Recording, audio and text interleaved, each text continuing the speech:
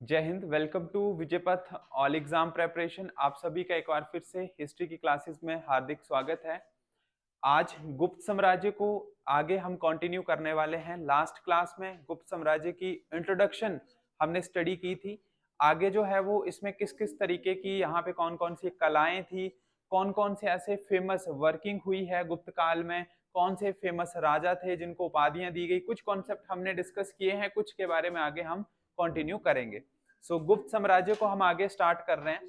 सबसे पहले यहाँ पे हम बात करेंगे कि जो गुप्त साम्राज्य था उसके मेन मेन अधिकारियों को क्या क्या कहा जाता था। तो यहाँ से काफी ज्यादा इंपॉर्टेंट क्वेश्चन जो है वो बन सकते हैं। मेन मेन अधिकारी जो थे उनके बारे में हम जानकारी ले लेते हैं, उनको किस किस नाम से जाना जाता था। जैसे सबसे पहले यहाँ पे बात की जा रही है एक ऐसे राजा जो कि युद्ध की संधि और समझौते से संबंधित अधिकारी होते थे, यानी कि ऐसे राजा जो किसके साथ जुड़े थे, युद्ध के साथ जुड़े थे। जहां पे युद्ध की संधियां होती थी उनको महासंधि विग्रह के नाम से जो है वो जाना जाता था। उनको ये नाम जो है वो वहां पे दिया गया था, तो आपको ध्यान रखना है। उसके साथ अगर हम बात करें दंड पाशिक की, दंड पाशिक क्या होते थे? पुलिस विभाग का जो मेन हेड होता था उसको हम किस नाम से जानते थे? दंड पाशिक के नाम से जानते थे। ठीक है। फिर है भांडगार गार्धिकृत, इसको बोला जाता जो राजकीय कोषागार होता था, जो ट्रेजरी होती थी जहां पे डिफरेंट तरीके के फंड इकट्ठे किए जाते थे, उसका जो हेड होता था उसको नाम मिला था। महापक्ष की अगर बात करें जिसमें जो अकाउंट डिपार्टमेंट था गुप्त काल का, उसके बारे में जानकारी दी जाती थी। नेक्स्ट है इसके बाद कि विनय स्थितिक संस्थापक की बात की जा रही है, वो उसको कहा जाता था जो शिक्षा विभाग का प्रमुख होता था, क्योंकि गुप्त काल में एजुकेशन को भी प्रमोट किया गया, जिसमें सबसे फेमस नालंदा यूनिवर्सिटी की हम बात कर रहे हैं, विक्रमशिला यूनिवर्सिटी की बात कर रहे हैं। तो ऐसे पर्सन थे जिनको मेन कार्यभार जो था वो दिया गया था। सर्वाध्यक्ष की बात कर रहे हैं। सर्वाध्यक्ष का मतलब होता था सभी जो सेंट्रल डिपार्टमेंट होते थे उनका जो हेड होता था, उनका जो इंस्पेक्टर था, उसको उस नाम से जाना जाता था। जो अश्व सेना का नियंत्रण होता था, यानी कि घोड़ों की सेना थी, उसका जो हेड होता था उसको महाश्वपति के नाम से जानते हैं। ठीक है। हाथी सेना की बात करें तो उसको अलग नाम से उपाधि दी गई है जिसका नाम है महिपिलपति। तो इसका मतलब जो हाथियों की सेना का एक प्रमुख लीडर होता था उसको इस नाम से जो है वो पुकारा जाता था। ये जितने भी इंपॉर्टेंट यहाँ पे अधिकारी हैं ये सारे के सारे गुप्त काल के अधिकारी हैं। गुप्त काल एक और चीज के लिए फेमस है क्योंकि जितने भी राजा रहे, जितने भी उनका मंत्रिमंडल रहा, जितने भी अधिकारी रहे, उन सभी को एक एक किसी एक पर्टिकुलर नाम से जो है वो जाना जाता था। नेक्स्ट इसके बाद रहेगा, नेक्स्ट अगर इसके बाद आगे कंटिन्यू करें, इसमें बिनेपुर की बात की जा रही है कि बिनेपुर क्या है। तो बिनेपुर क्या है? बेसिकली राज दरबार में अतिथियों को प्रस्तुत करने वाला अधिकारी है। जैसे जो राज दरबार होता था, जो मंत्रिमंडल था, वहां पे जो भी गेस्ट आते थे उस राजा के पास, तो उनको प्रस्तुत करने वाले अधिकारी को बिनेपुर के नाम से जाना जाता था। युक्त पुरुष की बात कर रहे हैं। ऐसा ऐसा पर्सन जो युद्ध में प्राप्त धन संपत्ति का लेखा जोखा रखता था।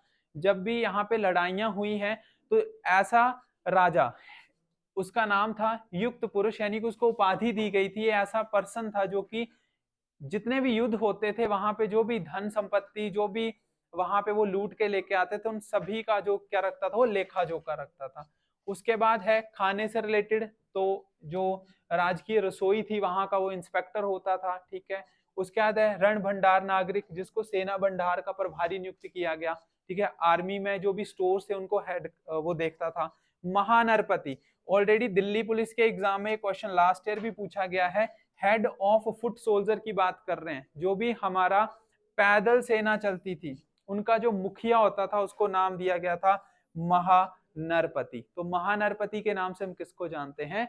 जो भी उनकी सेना थी जो पैदल चलती थी उसको उस नाम की उपाधि दी गई थी, यानी कि उनका जो हेड होता था उसको महानरपति के नाम से जाना जाता था। घोड़े की सेना का हेड अलग था। जो हाथियों की सेना थी उसका हेड जो था वो अलग था। इसके बाद नेक्स्ट आगे कवर करेंगे। इसमें कुछ और उपाधियों की बात की जा रही, कुछ और अधिकारियों की बात की जा रही है। कमांडर इन चीफ यानी कि सेना का जो मुख्य हेड था, सेनापति था, उसको नाम दिया जाता है महाबलाधिकृत। जो महादंड नायक था उसको चीफ जस्टिस के नाम से जानते हैं। चीफ जस्टिस का मतलब है जो आपको न्याय दे किसी भी तरीके में। गुप्त काल में जो जो भी चीजें होती थी तो उसमें मेन जो हेड होता था वो चीफ जस्टिस होता था, जो कि आपके ऊपर कोई ना कोई दंड जो है वो दे सकता है अगर कोई गलत काम जो है वो किया जाता है। महाप्रति दानर की बात करें तो राजमहल की जो देखभाल करने वाला अधिकारी था उसको ये नाम जो है वो दिया गया। तो ये जितने भी इंपॉर्टेंट यहाँ पे कॉन्सेप्ट आपने रीड किए, ये सारे के सारे अधिकारियों को दिए जाने वाले उनकी डेजिग्नेशन की बात कर लें या उनको जो भी निकनेम यहाँ पे दिया जाता है उनके बारे में हमने यहाँ पे डिस्कशन जो है वो अभी तक की है। इसके बाद नेक्स्ट पे आते हैं, गुप्त काल के समाज की बात करते हैं कि किस तरीके का वहां का समाज था। सबसे पहले यहाँ पे बताया जा रहा है गुप्त काल के अगर समाज की बात करें कि गुप्त काल के दौरान ब्राह्मणों की सर्वोच्चता बनी रही थी, यानी कि गुप्त काल में ब्राह्मणों को एक उच्च दर्जा जो था वो दिया गया था। यहाँ पे काफी ज्यादा भूमि अनुदान हुए जिनसे उनको अपार धन की प्राप्ति हुई है, यानी कि विदेशों से जो भी लोग आए थे उन्होंने गुप्त काल में उन ब्राह्मणों को क्या दान किया है, भूमि जो है वो दान की है। भूमि दान करने की बात गुप्त काल में बताई गई है। शूद्रों की स्थिति में कुछ ना कुछ सुधार हुआ और गुप्त काल एक ऐसा काल था जहां पे जितने भी भारत के हिंदू धर्म के जो महाकाव्य हैं, जिसमें से पुराण आते हैं, महाभारत है, भगवत गीता है, रामायण है, उनको एक तो दोबारा से लिखा गया, उनको पढ़ने और उनको सुनने की जो है वो परमिशन भी गुप्त काल में दी गई। यानी कि अनुमति जो मिली है उनको पढ़ने की, लिखने की, वो कौन से काल में मिली है, वो मिली है गुप्त काल में। तो ये भी आपके लिए इंपॉर्टेंट क्वेश्चन है। दुनिया का सबसे बड़ा महाकाव्य जो है वो महाभारत को जाना जाता है। महाभारत को जय संहिता के नाम से भी जानते हैं, ये आप जरूर नोट करें। उसके साथ साथ ये आपको पता होना चाहिए कि महाभारत जो है उसके लेखक कौन है, रामायण के लेखक कौन है, और जो रामचरितमानस है उसके लेखक कौन है। तो इसकी जानकारी जो है वो आपको यहाँ पे पता होनी चाहिए।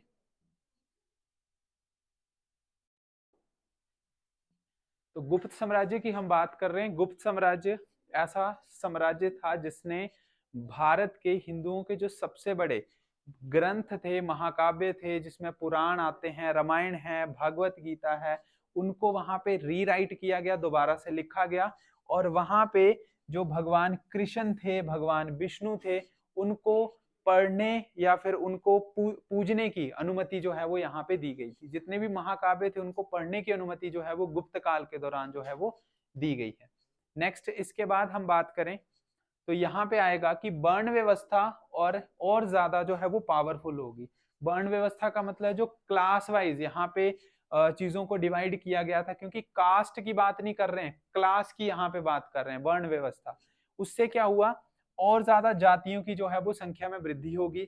जितने भी विदेशी लोग भारत में आए उन्होंने क्या किया, वो समावेशित हो गए। समावेशित का मतलब है खुद को उन्होंने एडजस्टमेंट कर लिया, ठीक है, उस माहौल में वो ढल गए।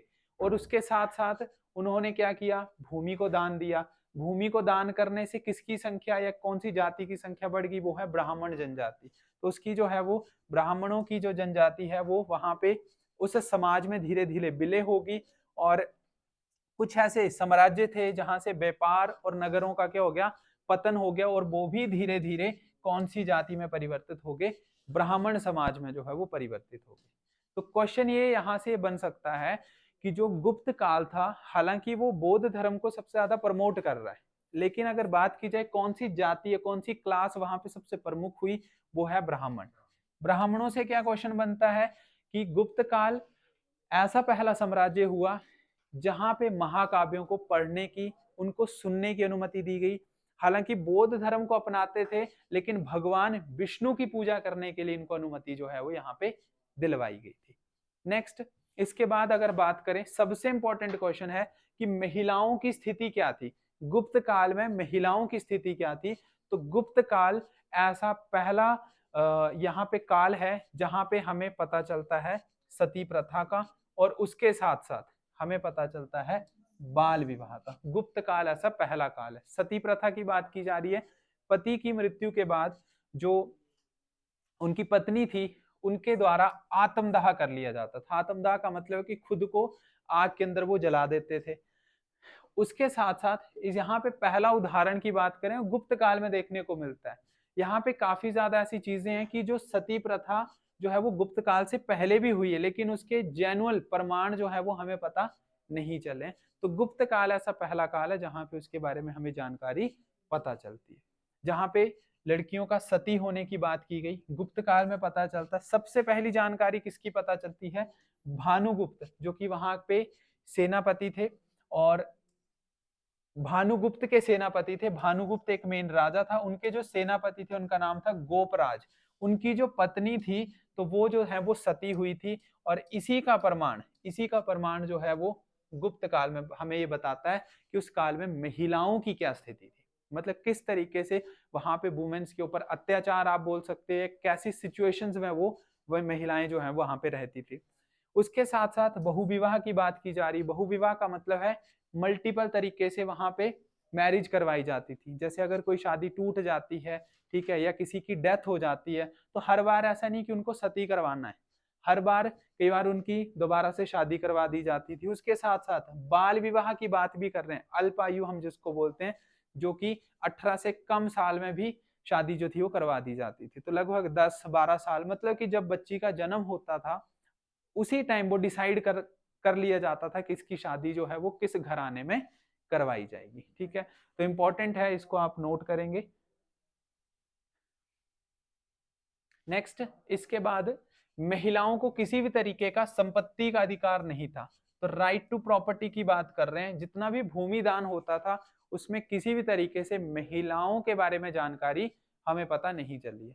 महिलाओं के पास अधिकार था सिर्फ कपड़े पहनने का, ठीक है, अच्छे कपड़े वो पहन सकते थे, और उसके साथ साथ जो है वो आभूषणों को रखने का अधिकार मिला था। इसका मतलब है कि वो सिर्फ और सिर्फ उनके पास जो संपत्ति है वो कौन सी संपत्ति है? एक उनके पास है कपड़े, और दूसरी है उनके पास आभूषण, और किसी भी तरीके का उनका जो गहना है वहां पे वो इसकी अगर प्रॉपर्टी की बात करें तो वहां पे पूरी तरीके से गुप्त काल जो है वो निग्लेक्ट करता है इसको। नेक्स्ट हम बात करें यहाँ पे धर्म की, तो भागवत धर्म विष्णु अथवा भगवान की उपासना पर आधारित है। यानी कि गुप्त काल बौद्ध धर्म को प्रमोट कर रहा है, लेकिन कौन से धर्म की बात कर रहे हैं? भागवत धर्म, ठीक है, जिसको हिंदू धर्म का एक मेन दर्जा दिया जाता है, उस धर्म की बात की जा रही है। भगवत गीता की रचना इसी काल में हुई है। जैसे मैंने आपको अभी बताया कि यहाँ पे हमें प्रॉपर जानकारी आज दिन तक ये पता नहीं चली कि रामायण कब हुआ, मतलब फिक्स डेट नहीं बता सकते। महाभारत कब हुआ, फिक्स डेट नहीं बता सकते। भगवत गीता की रचना किस काल में हुई, वो एक फिक्स डेट हम नहीं बता सकते। लेकिन गुप्त काल एक ऐसा राज्य था, एक ऐसा साम्राज्य था जहां पे हमें कुछ ना कुछ ऐसी जानकारी पता चलती है कि भगवत गीता को रीराइट किया गया था, यानी कि वहां पे उसको दोबारा से लिखा गया था। ठीक है, तो भगवत गीता के जो एक्चुअल में राइटर हैं वो भी आपको पता होने चाहिए। ठीक है, वेद व्यास के साथ हम इनको लिंक करते हैं, लेकिन ये जितने महाकाव्य हैं ये सारे अमर हैं। आज दिन तक इनकी प्रॉपर एक्यूरेट अगर जानकारी बताई जाए तो किसी के पास भी नहीं है, लेकिन हम ये मानते हैं कि वेद व्यास के द्वारा जो है वो इसको लिखा गया है। इसमें अवतार सिद्धांत का प्रतिपादन है। अवतार सिद्धांत का मतलब है कि भगवान विष्णु की बात की जा रही है, लेकिन वो भगवान विष्णु नहीं है एक्चुअल में, उनका कोई ना कोई अवतार है। तो भगवत गीता में भगवान विष्णु के जो अवतार हैं उनका नाम है भगवान श्री कृष्ण। तो वहां पे अवतार सिद्धांत की बात की जा रही है। इसके साथ साथ मंदिरों में मूर्ति पूजा की भी परमिशन दिलवाई गई, जिसमें ब्राह्मण जो थे वो गुप्त काल में उन्होंने मंदिरों की क्या की है? पूजा की है। नेक्स्ट, देवताओं को उनकी पत्नियों के साथ जोड़ा गया। जब भी हम भगवान की पूजा करते हैं तो सबसे पहले जो है वो देवी की पूजा की जाती है। तो उसके साथ साथ यहाँ पे भगवान शिव को माता पार्वती के साथ जोड़ा गया, लक्ष्मी को भगवान विष्णु के साथ जोड़ा गया। जिस तरीके से रामायण में सीताराम की पूजा की जाती है, ठीक है, कृष्ण के साथ राधा कृष्ण की पूजा की जाती है, उसी तरीके से यहाँ पे गुप्त काल एक तरीके से हमें यह भी सिखा रहा है कि लड़कियों की स्थिति क्या थी। यानी कि वहां पे लड़कियों को सती करवाने की बात की गई है। और गुप्त काल में हिंदू धर्म से हमें यह भी पता चल रहा है कि लड़कियों को पूजा भी जाता था। हालांकि सबसे पहले देवी को देवताओं के साथ जोड़ने की जो परंपरा है वो कहाँ से हमें मिली है, गुप्त काल से ही पता चली है। तो यहाँ पे भगवान जितने भी थे, जितने भी गॉड थे, उनको उनकी वाइफ के साथ कनेक्ट किया गया। गुप्त शासकों ने विभिन्न धार्मिक संप्रदायों के प्रति जो है वो यहाँ पे निपुणता की नीति अपनाई, ठीक है, या फिर जिसको चिहुणता की नीति बोलते हैं, ठीक है। गुप्त शासकों का मतलब है कि जितने भी शासक थे वो सारे के सारे धार्मिक संप्रदायों को प्रमोट कर रहे थे। जितने भी धर्म से रिलेटेड चीजें होती थी उनको वो और ज्यादा बढ़ाते थे। हालांकि उनको निगलेक्ट करने की बात सती प्रथा से निकल के आ रही है। सती प्रथा हमें ये बोलती है कि लड़कियों को सती कर देना है, जन्म के बाद उनको किसी तरीके से मार भी दिया जाता था, या फिर आप बोल सकते हैं कि छोटी एज में उनकी शादी करवा दी जाती थी। लेकिन जब धार्मिक संप्रदायों की बात की जा रही है तो वहां पे देवताओं को उनकी वाइफ के साथ कनेक्ट करवाया जा रहा है, तो उनकी पूजा की बात की जा रही है। वज्रयान तथा बौद्ध तांत्रिक संप्रदाय का विकास हुआ। वज्रयान की बात कर रहे हैं, ये महायान से निकला हुआ एक कॉन्सेप्ट है। महायान और हीनयान, बौद्ध धर्म जब टूटा दो हिस्सों में टूटा, एक था महायान और एक है हीनयान। तो ये जो वज्रयान है ये किसका पार्ट रहता है, महायान का पार्ट रहता है। इसके साथ साथ बौद्ध में तांत्रिक संप्रदाय का भी विकास जो है वो हुआ, यानी कि तांत्रिक विद्या के बारे में भी हमें यहाँ पे पता चला है। नेक्स्ट अगर बात करें, गुप्त काल में बौद्ध धर्म को राजकीय संरक्षण प्राप्त नहीं हुआ। हालांकि बौद्ध धर्म यहाँ पे फेमस हुआ। गुप्त काल में जो राजा थे, श्रीगुप्त थे, उन्होंने जो कुमार गुप्त थे, उन्होंने नालंदा यूनिवर्सिटी की स्थापना की, जो कि उस टाइम में भारत की बौद्ध धर्म की सबसे बड़ी यूनिवर्सिटी हुआ करती थी। लेकिन किसी ना किसी तरीके से वो राजकीय संरक्षण जो है वो बौद्ध धर्म को प्राप्त नहीं हुआ। यहाँ पे भागवत धर्म जो है वो सबसे ज्यादा प्रमोट हुआ, जिसमें हम किसकी बात कर रहे हैं, ब्राह्मणों की बात कर रहे हैं।